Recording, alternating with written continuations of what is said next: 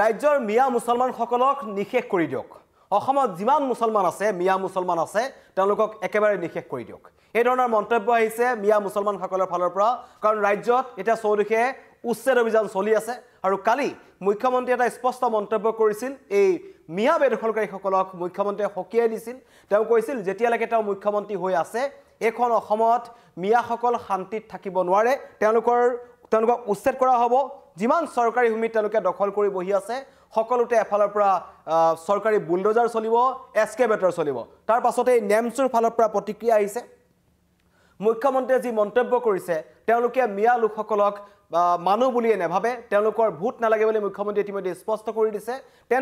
তেনেকৈ ৰখাতকৈ মিয়া লোকসকলক ৰাজ্যত একেবাৰে শেষ কৰি পেলাওক বুলি নেমচুৰ ফালৰ পৰা এটা প্ৰতিক্ৰিয়া আহিছে নেমচুৰ সভাপতি বদৰুল ইছলামে এই প্ৰতিক্ৰিয়া প্ৰকাশ কৰিছে তেওঁ কৈছে মুখ্যমন্ত্ৰীক তীব্ৰ সমালোচনা কৰি তেওঁ এটা মন্তব্য কৰিছে সংবিধানৰ নামত শপত খোৱা মুখ্যমন্ত্ৰীৰ পৰা এনে ধৰণৰ কথা কোনো কাৰণত শোভা নাপায় মুখ্যমন্ত্ৰীগৰাকীয়ে ৰাজ্যৰ মিয়া নহয় অনামিয়া সকলোৰে মুখ্যমন্ত্ৰীজন মিয়াৰো হয় অনামিয়া সকলোৰো হয় কিন্তু তেনে এটা পদবীত থকাৰ পাছত মিয়া লোকসকলক লৈ মুখ্যমন্ত্ৰীয়ে যি মন্তব্য কৰিছিল মুখ্যমন্ত্ৰীয়ে কৈছিল যে মই মুখ্যমন্ত্ৰী হৈ থকালৈকে ৰাজ্যত মিয়াসকল শান্তিত থাকিব নোৱাৰে তাৰ পিছতেই এই প্ৰতিক্ৰিয়া আহিছে মুখ্যমন্ত্ৰীৰ মতে মিয়াসকল মানুহ নহয় যদি মিয়াসকল মানুহ নহয় তেন্তে মিয়া মুছলমানসকলক ৰাজ্যত একেবাৰে শেষ কৰি দিয়ক এনেকৈ প্ৰতিদিনে মিয়া লোকসকলক মাৰিব নালাগে তেওঁলোকক আৰ্থিকভাৱে জুৰুলা কৰি তেওঁলোকক মাটি বাৰী তেওঁলোকৰ পৰা কাঢ়ি লৈ বা তেওঁলোক যি জেগাত আছে ঘৰবোৰ ভাঙি পেলোৱা হৈছে তেওঁলোক ক'ত থাকিব এনেকুৱা ধৰণৰ প্ৰতিক্ৰিয়া প্ৰকাশ কৰা হৈছে এই নেমচুৰ ফালৰ পৰা কিন্তু তেওঁ কৈছে অসমত মিয়াৰ ওপৰত উচ্ছেদ কৰিছে অকল হিমন্ত বিশ্ব শৰ্মাই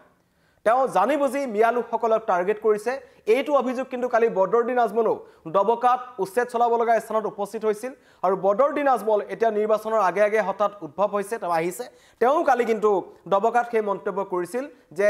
হিমন্ত বিশ্ব শৰ্মাৰ চৰকাৰে জানি বুজি দুখীয়া মুছলমানসকলক টাৰ্গেট কৰিছে বুলি কৈছে দুখীয়া একাংশ মুছলমানক টাৰ্গেট কৰিছে যিসকলৰ মাটি নাই তেওঁলোকে কিছুমান মাটিত চৰকাৰী মাটিত বহি আছিল জানি বুজি তেওঁলোকক টাৰ্গেট কৰা হৈছে সেই দুখীয়া লোকসকলক মাটি প্ৰদান কৰিবলৈ বদৰুদ্দিন আজমলে কিন্তু কালি আহ্বান জনাইছিল আৰু লগতে আজি নেমচুৰ সভাপতি বদৰুল ইছলামে প্ৰতিক্ৰিয়া প্ৰকাশ কৰি পেলাই কৈছে লগতে তেওঁ দোষাৰোপ কৰিছে কেৱল মুখ্যমন্ত্ৰীক নহয় লগতে তেওঁ অগপৰ সভাপতি অতুল বৰা আৰু বিপিএফৰ প্ৰধান হাগ্ৰামা মহিলাকো সমানেই দায়ী বুলি কৈছে কিয়নো উচ্ছেদৰ বিৰুদ্ধে তেওঁলোকে বিৰোধ কৰা নাই হিন্দুৰ নামত যদি মুছলমান যুৱকে ফেক একাউণ্ট খুলিছে তেওঁলোককো গ্ৰেপ্তাৰ কৰাৰ দাবী মানে হিন্দুৰ নামত মুছলমানে ফেক একাউণ্ট খুলি কিছুমান অপ্ৰীতিকৰ পৰিস্থিতি বা এটা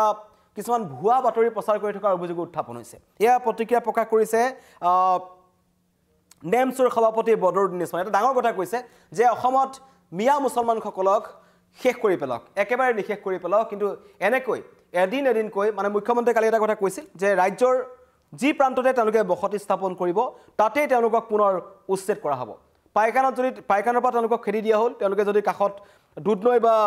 গোৱালপাৰাত পুনৰ বহে তাতো তেওঁলোকক উচ্ছেদ চলোৱা হ'ব যদি তিনিচুকীয়ালৈ যায় তাতো উচ্ছেদ চলোৱা হ'ব লখিমপুৰলৈ যদি যায় তাতো উচ্ছেদ চলোৱা হ'ব মানে মুখ্যমন্ত্ৰীয়ে এইটো কথা ক'লে যে মিয়া লোকসকলক টাৰ্গেট কৰা হৈছে তেওঁলোক য'ত থাকিব তেওঁলোকক চাই থকা হৈছে তেওঁলোকে য'তেই বসতি স্থাপন কৰে তেওঁলোকে য'তেই মাটি বেদখল কৰে তেওঁলোকক চিনাক্ত কৰা হ'ব মিয়াৰ নিস্তাৰ নাই মুখ্যমন্ত্ৰীয়ে এই কথাটো কালি এক প্ৰকাৰ স্পষ্টকৈ কৈ দিছিল যে মই থকালৈকে মিয়াসকল শান্তিত থাকিব নোৱাৰে আৰু মই থকালৈকে চলি যাব আৰু আজি নেমচুৰ ফালৰ পৰা প্ৰতিক্ৰিয়া আহিছে কেৱল মুখ্যমন্ত্ৰীয়ে নহয় অগপৰ সভাপতি যিটো অসম গণ পৰিষদ যিটো এটা আঞ্চলিক দল আছিল এতিয়া বহুতে আঞ্চলিক দল বুলি সেই দলটোক অভিহিত কৰিব নোখোজে কাৰণ তেওঁলোকে এতিয়া বিজেপিৰ সৈতে তেওঁলোকৰ মিত্ৰতা আছে আৰু এক প্ৰকাৰ বিজেপিৰ সুৰতেই সুৰ মিলাই এই অসম গণ পৰিষদ দলটোৱে সেইকাৰণে নেমচুৰ সভাপতিগৰাকীয়ে এই অগপৰ দলটোৰো সভাপতি অতুল বৰাক টাৰ্গেট কৈছে যে অতুল বৰায়ো এই ক্ষেত্ৰত মাত মাতিব লাগিছিল যে এই মুছলমান লোকসকলক বা মিয়া মুছলমান লোকসকলক উচ্ছেদ কৰিব নালাগে যদিও উচ্ছেদ কৰে তেওঁলোকৰ কাৰণে চৰকাৰীভাৱে তেওঁলোকক থাকিব পৰা ব্যৱস্থা কৰি দিব লাগে কিন্তু তেনেকুৱাকৈ নকৰাকৈ তেওঁলোকক উচ্ছেদ কৰা হৈছে তেওঁলোকে মথাউৰিৰ ওপৰতে বা মুকলি আকাশৰ তলতে তেওঁলোকে বিনিদ্ৰ ৰজনী পাৰ কৰিব লগা হৈছে খাবলৈ তেওঁলোকৰ ওচৰত উপযুক্ত একো নাই এনেকুৱা ধৰণৰ অভিযোগ উত্থাপন হৈছে কিন্তু তাৰ পাছতো চৰকাৰ বদ্ধপৰিকৰ চৰকাৰে কৈছে যে উচ্ছেদ বন্ধ নহয় মাজতে শেহতীয়াকৈ 19 ছেপ্টেম্বৰৰ পাছত জুবিন গাৰ্গৰ বিয়োগৰ বাবে ৰাজ্যজুৰি এনেকুৱা ধৰণৰ উচ্ছেদ অভিযানবোৰ বন্ধ হৈ গৈছিল আৰু সেই আলমটো লৈ জুবিন গাৰ্গৰ অবৰ্তমানত যেটো অসমবাসী স্তব্ধ হৈ পৰিছিল সমগ্ৰ অসমখন সেই পৰিবেশৰ আলম লৈ কিছুমানে এই উচ্ছেদ অভিযানটো বন্ধ কৰিবলৈ চেষ্টা কৰিছিল বুলি মুখ্যমন্ত্ৰীয়ে স্পষ্ট অভিযোগ আনিছে জুবিন ক্ষেত্ৰত যিসকল লোকে ৰাজনীতি কৰিছে জুবিন ক্ষেত্ৰত গৈ যিসকলে ৰাজনৈতিক স্লোগান দিছে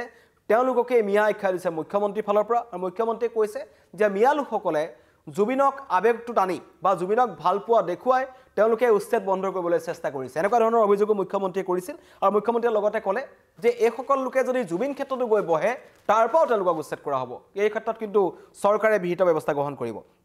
মন্তব্য আহিছে যে নেমছুৰ ফালৰ পৰা তেওঁলোকে কৈছে যে অসমৰ মিয়া মুছলমানসকলক একেবাৰে নিষেধ কৰি দিয়ক এনেকৈ তিলকৈ তেওঁলোকক মাৰিব নালাগে বা মন্তব্য আপোনাক শুনা বিচাৰিছো মুখ্যমন্ত্ৰী ডাঙৰীয়া মিয়া মুছলমানসকল মানুহ নহয় নেকি মিয়া মুছলমানসকল ভাৰতৰ সন্তান নহয় নেকি মিয়া মুছলমানসকল ভাৰতৰ নাগৰিক নহয় নেকি আপোনাক ক্ষমতা মূৰত ধৰিছে আৰু ক্ষমতাই মূৰত ধৰাৰ কাৰণে এটা জাতি জনগোষ্ঠীক বাৰম্বাৰ টাৰ্গেট কৰি যি সংবিধানৰ শপত খাই আপুনি যি দম্ভালি মাৰি কথা কয় আৰু সঁচাই যি অত্যাচাৰ আৰম্ভ কৰিছে আপুনি এয়া অসহনীয় আল্লাহ ভগৱানেও কিন্তু আপোনাৰ ওপৰত নাৰাজ হৈ পৰিছে মানুহে মানুহক ইমান অত্যাচাৰ কৰিব নাপায় এই সকলো মানুহ হয় আচলতে আপুনি সাম্প্ৰদায়িকভাৱে সদায় যি মুছলমানসকলক অন্যায় অত্যাচাৰ কৰিছে আৰু একাংশই তাকো সমৰ্থন কৰিছে বৰ দুৰ্ভাগ্যৰ কথা যে মানুহক অসমত মানুহে বৰকৈ অত্যাচাৰ কৰি আছে ঘৰ ভাঙি আছে থাকিবলৈ জেগা নাই খাবলৈ অন্ন নাই পিন্ধিবলৈ বস্ত্ৰ নাই আপুনি এনেকুৱা কৰি দিছে আপোনাৰ যদি সঁচাকৈ মিয়া মুছলমানসকলক অত্যাচাৰ কৰিলে যদি আপুনি ইমানে আত্মসন্তুষ্টি পায় ইমানেই আপুনি আনন্দ পায় তেতিয়াহ'লে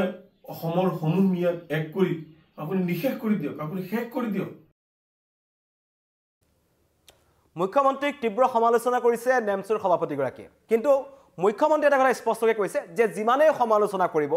যিমানেই হুলস্থুল কৰিব ৰাজ্যত উচ্ছেদ অভিযান বেছিকৈ চলিব মুখ্যমন্ত্ৰীয়ে কালি এইটো কথা স্পষ্টকৈ কৈ দিছিল যে মিয়া লোকসকলৰ প্ৰতি এইখন চৰকাৰৰ কোনো ধৰণৰ আবেগ নাই কাৰণ তেওঁলোক বেদখলকাৰী তেওঁলোক ইয়াৰ স্থায়ী বাসিন্দা নহয় তেওঁলোকৰ নিজৰ ঘৰবাৰী নাই তেওঁলোকে চৰকাৰী ভূমি বেদখল কৰিছে বনাঞ্চলৰ গছ-গছনি কাটি তহিলং কৰিছে আমি শেহতীয়াকৈ দেখিছিলোঁ গোৱালপাৰা পাইকান সংৰক্ষিত বনাঞ্চল হওক বা দহিকটা সংৰক্ষিত বনাঞ্চল হওক তাত কিন্তু হাতী মানুহৰ সংঘাত বৃদ্ধি পাবলৈ ধৰিছে এই দুধনৈ গোৱালপাৰা অঞ্চলসমূহত কাৰণ বনাঞ্চলৰ হাজাৰ হাজাৰ বিঘা ভূমি একাংশ মিয়া বেদখলকাৰীয়ে দখল কৰি ৰাখিছিল উৰিয়াম ঘাটত আমি স্পষ্টকৈ দেখিলোঁ কেনেকৈ এজন মাতব্বৰে 400-500 বিঘা ৰেংমা বনাঞ্চলৰ মাটি দখল কৰি তাত বহি আছিল এটা সেইসকল লোকৰ প্ৰতি চৰকাৰ কঠোৰ হৈছে কিন্তু তাৰ মাজতেই নেমছুৰ দৰে সংগঠনসমূহে কৈছে যে উচ্ছেদ বন্ধ কৰিব লাগে কিন্তু মুখ্যমন্ত্ৰী স্পষ্ট কথা যে উচ্ছেদ বন্ধ নহয় যোনে যিমান প্ৰতিবাদ কৰিবলৈ আছে কৰি থাকক কিন্তু ৰাজ্য চৰকাৰে উচ্ছেদ অভিযান চলাই যাব কিন্তু তাৰ মাজতেই নেমছুৰ ফালৰ পৰা এটা আৱেগিক মন্তব্য আচলতে কৈছে যে অসমৰ মিয়া মুছলমানসকলক লাহে লাহে প্ৰতিদিনে উচ্ছেদ কৰি মাৰি থকাতকৈ একেবাৰে নিষেধ কৰি পেলাওক এই প্ৰতিক্ৰিয়া আহিছে মুখ্যমন্ত্ৰীৰ হুংকাৰৰ পাছত নেমছুৰ সভাপতি বদৰুল ইছলামৰ ফালৰ